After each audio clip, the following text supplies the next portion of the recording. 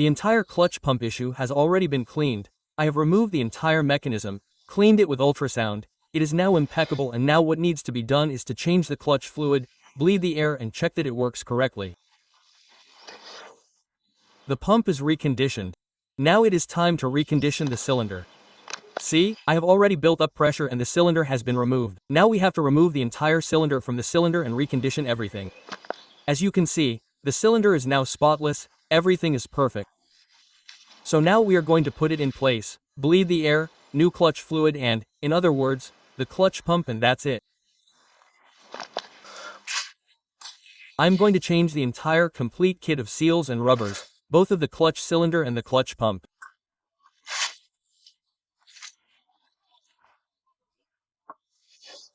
Here we have the Termas reference. It is the best, the highest quality Japanese reference and the reference for the clutch master cylinder that comes with the most important thing of all, which is the rubber, the spring and the bleeder screw cover, is reference CCK401, okay?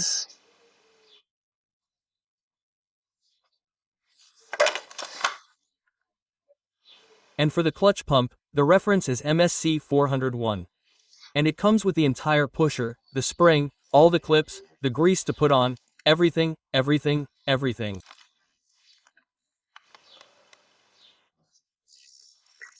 So come on, let's put both things on and it will be an impressive clutch, smooth, fine, great. Okay, well, we just have to loosen these 3 screws. We have to be careful with the plastic gasket here, okay? And then we will tighten the lever a little until the master cylinder comes out. The cylinder comes out, which we have already cleaned. In the previous video everything was already clean and dust. I wanted to test it, and once it is clean and tested, now I have received the spare parts and now we change the rubbers, which is the most important thing in restorations, okay? That all the rubbers are new, which is what usually bothers the most, okay? And all this changing of the clutch master cylinder pumps and the clutch pump with the oil change of the clutch fluid because we already did the brake fluid 2 days ago.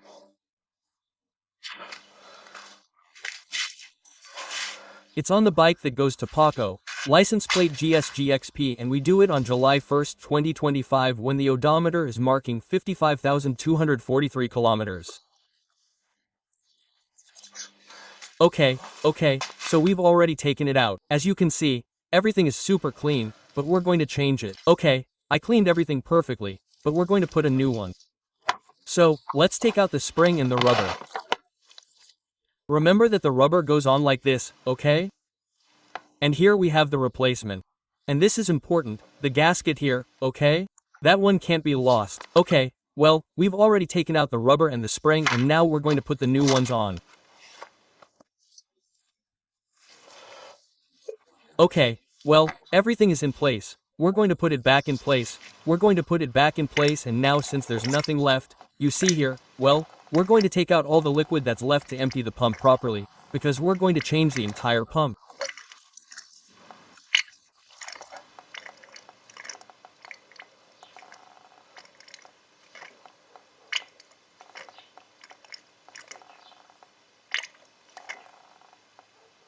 In other words, we're going to change the pump kit.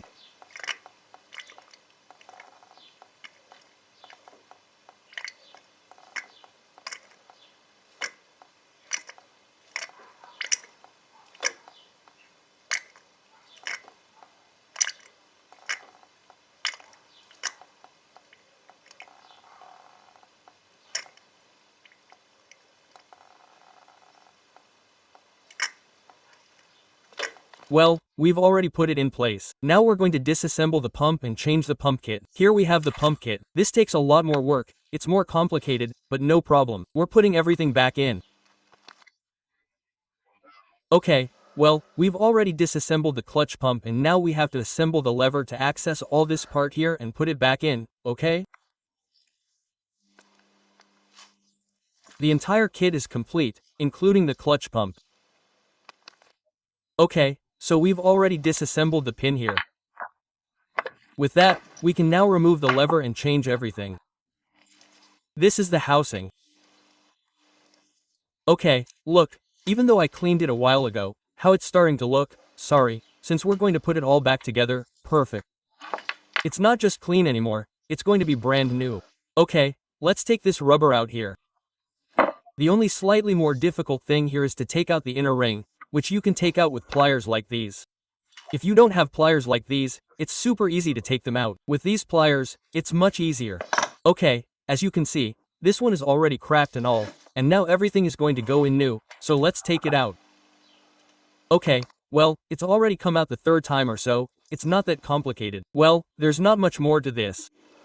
Clean everything well, although this will leave everything clean. Apply the assembly grease that comes in the kit and put everything back together. Then this will go smoothly, very smoothly, although it looks very good and I left everything clean.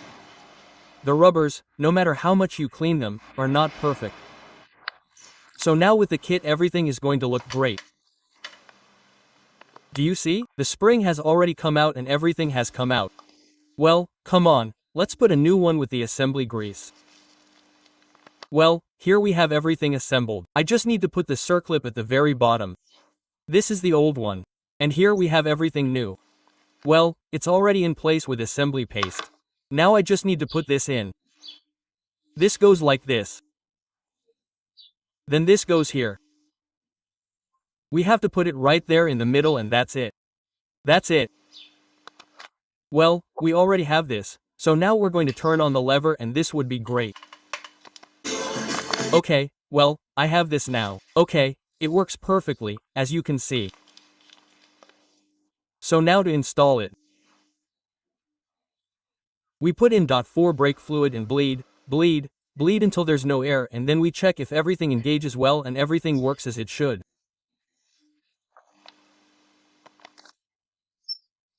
Okay, now we've put the clutch pump in here, tighten the 2 screws and put the clutch connector in. Okay, now we're going to fill it with dot and bleed until it starts to work and gains strength and pressure. Look how all this gets when you do the hydraulics thing. It's all done, okay? It's firm now, it's fine. Now all that's left is to test it. It's perfect. In the end I bled it well with the pump, which is the best thing of all. Okay, with the pump I bled everything well. I bled through the bleed screw, through the one here too, through the one on top, until it was perfect. Now it feels firm. Well, perfect. Okay, now all that's left is to test it. Okay, now that we've changed the cylinder restoration kit, the pump restoration kit, and put in the new oil filter, now we need to put in the oil.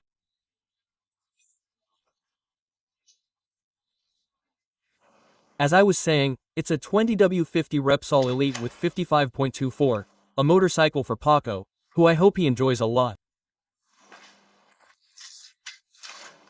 Come on, let's put the oil in the engine, which is 3.5L, and test it, make sure everything runs smoothly and put all this away, because look how it gets, huh? No matter how careful you try, it gets all messy. Now I've cleaned everything, to cache 7, and everything to test it out in the absence of engine oil. Well, there's no problem changing the hose.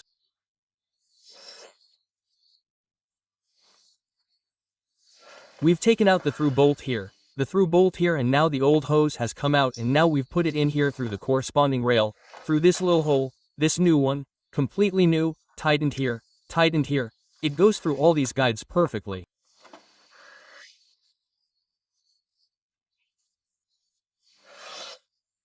And now with the pump we're going to bleed it perfectly so that there's no air.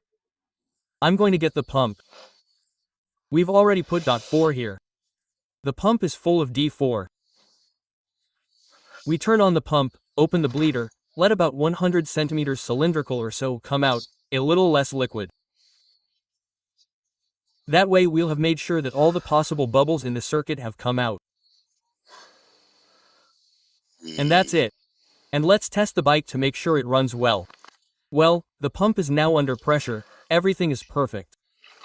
And here it's coming out. Here there's no more liquid or, no air, so we can close it now. We close it.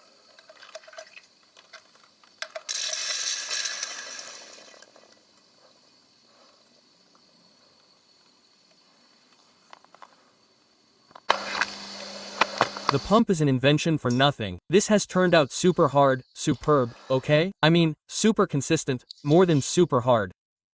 Here we have all the hose that comes here held in place with the rubber. It comes here with the metal part and the engine part. Here it's also held in place with the rubber part that has the idle speed, and it goes all the way to here. So that part is perfect. We have also installed the new fuel tap, and now we are going to start it up and see how it works.